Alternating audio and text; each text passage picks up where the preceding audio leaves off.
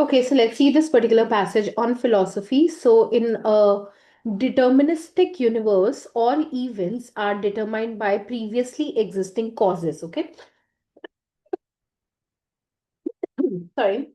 Okay, now what is a deterministic universe? Now let's understand first that. So, deterministic universe is a world where everything actually happens according to fixed rules. Okay, so it says that in a world where everything actually happens according to the fixed rules, all events that everything that happens, even what humans do, okay, they are already decided or caused by the things that happened before. Okay, so, in a very simple manner, in such a universe, everything that happens, including your choices, is caused by things that already happened earlier. Okay, this perspective could potentially conflict the concept of free will because if all our actions are predetermined by the past and the laws of nature, it seems we could not genuinely choose our actions freely. Okay, now this says that this perspective, this idea of determinism, okay, might go against or create a problem with the idea that we can choose freely. Okay, so the idea that is determinism might clash with the idea that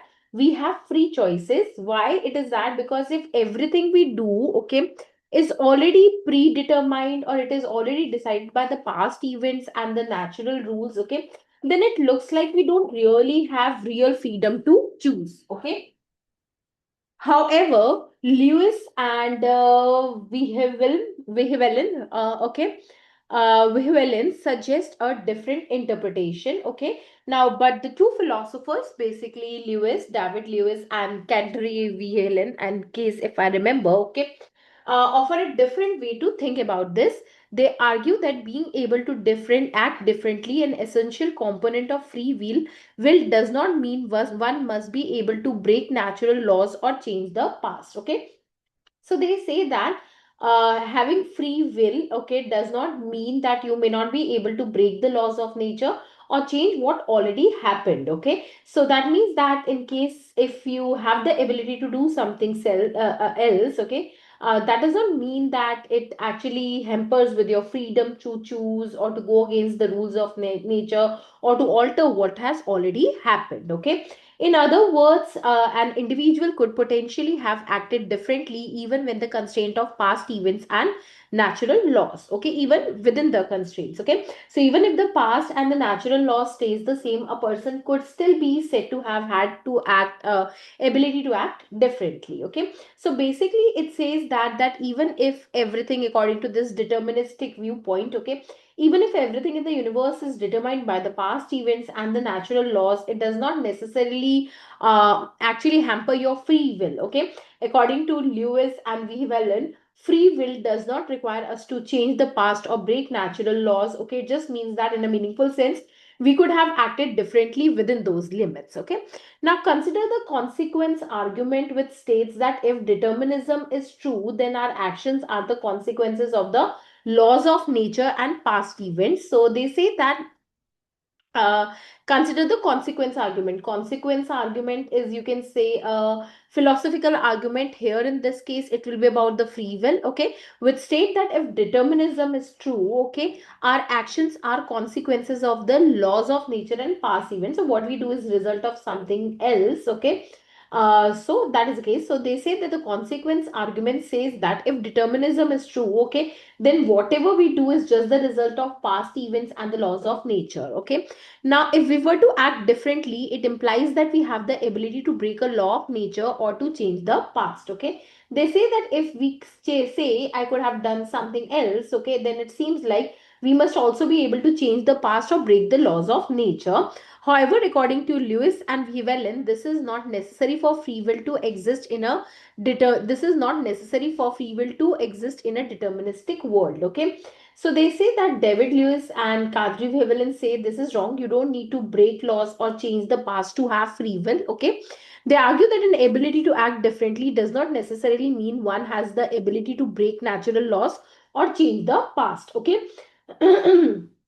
So they say that I could have done otherwise does not mean that I had the power to break physics or, let's say, rewrite history. This is where I fundamentally disagree with them. Okay, so at the most basic level, you think that you are doing wrong. So in short, basically what this particular says is that So author's position, okay, likely follows this logic that if past plus, let's say, laws of nature are fixed, okay, then the only one outcome is possible, okay, that I could, so saying that I could have done otherwise seems false, okay. So probably what is the case is that if everything is already determined, then how can I really do anything differently without changing something in the past or laws, okay. The Lewis and this Vihvelin differ, okay. They say that if I had chosen differently, for example, let's say if my reasons or intentions were different, then I would have acted differently, okay. So that is the case, okay. So they're basically, there is a core conflict, or we can say that the consequence argument says that determinism removes free will, okay, because doing otherwise would require changing the past or natural laws, okay. Whereas Lewis and Vehvel, they actually disagree with this. They say that the free will does not require that, okay. You disagree with them because you believe true freedom must involve a real possibility of acting differently under the exact same conditions. So you don't need to supposed to change the past, okay. Now to explain my viewpoint, I present my version of the consequence argument. Consider RP a complete description of the universe at a point in the remote past and L the laws of nature. If determinism is true, then our future actions are determined by RPL.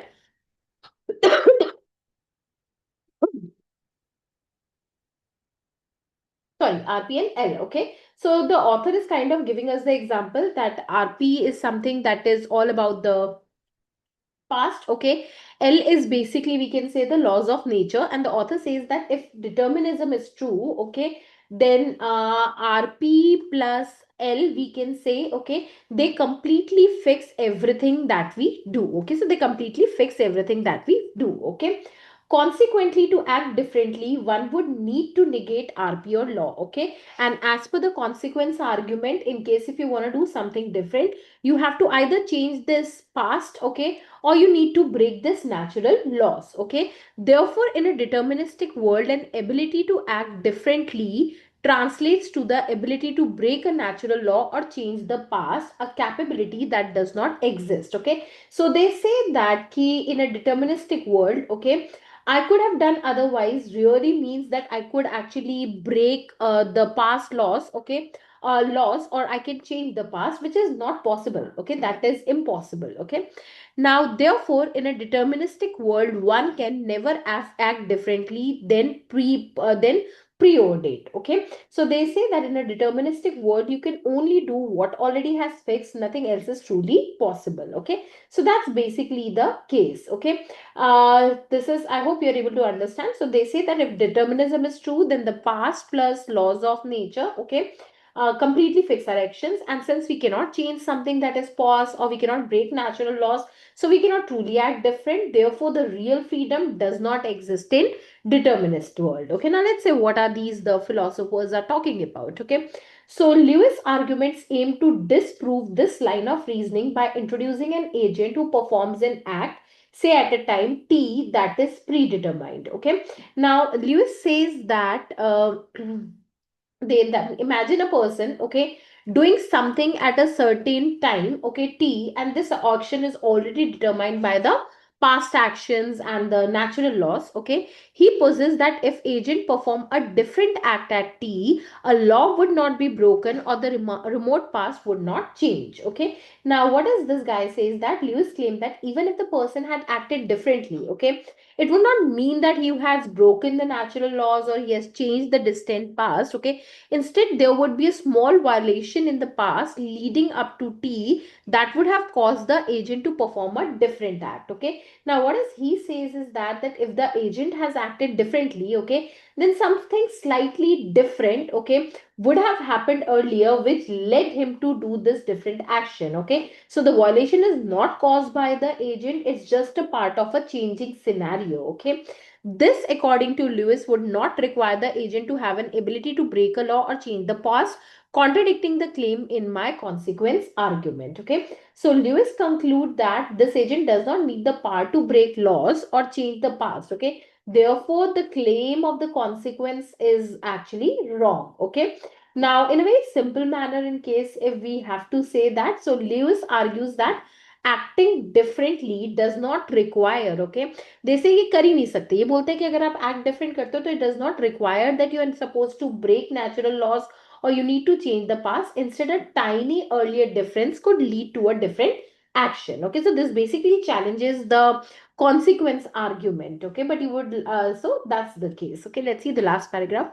However, I challenge this stance by scrutinizing the assumption that if an agent would not break a law or change the past by performing an act, they need no ability, then they need no ability to break a law or change the past to perform it. Okay, now, what does the author say? So, author says that Lewis assumes that just because the person does not break laws or change the past, they don't need the ability. Okay, you think this assumption is questionable. Okay, and the author thinks basically that this assumption is questionable. Now, I propose that this assumption is unfounded and overlooks the inherent power dynamics in free will. Okay, so the author believes that this is not properly justified, as this particular example overlooks who can control or power over what, okay, or real control over one's action. So the author says that this assumption is weak and ignores something important, that free will is about having real power or control. Okay, now, for freedom in a deterministic world truly to exist, it implies that one has the capacity to, sorry, to defy the deterministic order, that is to break the law of nature or change the past, even if one chooses not to exercise this ability. Okay, now the author says that if a free will is real in a deterministic world, then a person must have the power to go against determinism. Okay, that is that the person could break laws or change the past even if you never actually do it. Okay, so having the power is what that matters. Okay, not just using it. Thus, I argue that power over one action, which is the crux of a free will, is fundamentally an ability to break natural laws or change the past in a deterministic world. Okay, so thus the author says that a true control over one actions is actually having the past to override determinism. Okay, that is to break laws or change the past. Okay, so in short, let's see what is the essence of the whole passage is all. Okay, so basically, the problem starts with this context of determinism. Okay, so determinism says that everything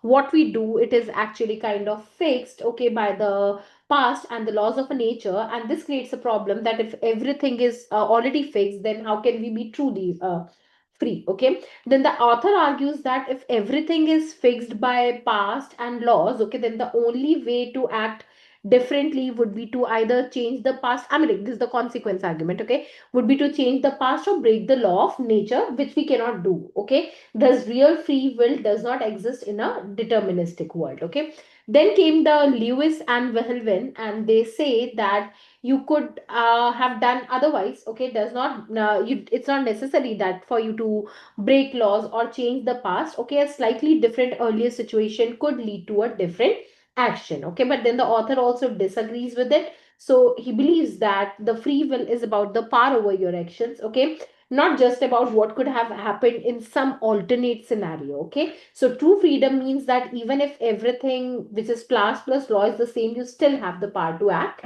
differently. Not necessarily means that you actually use that power. Okay, so that is the case. So the basically the author argues that unless humans have the power to go against the past or the laws of the nature, okay, they don't truly control their action. So real free will cannot exist under determinism. That was actually the key essence of this passage. I hope you got this passage. See you with the next passage.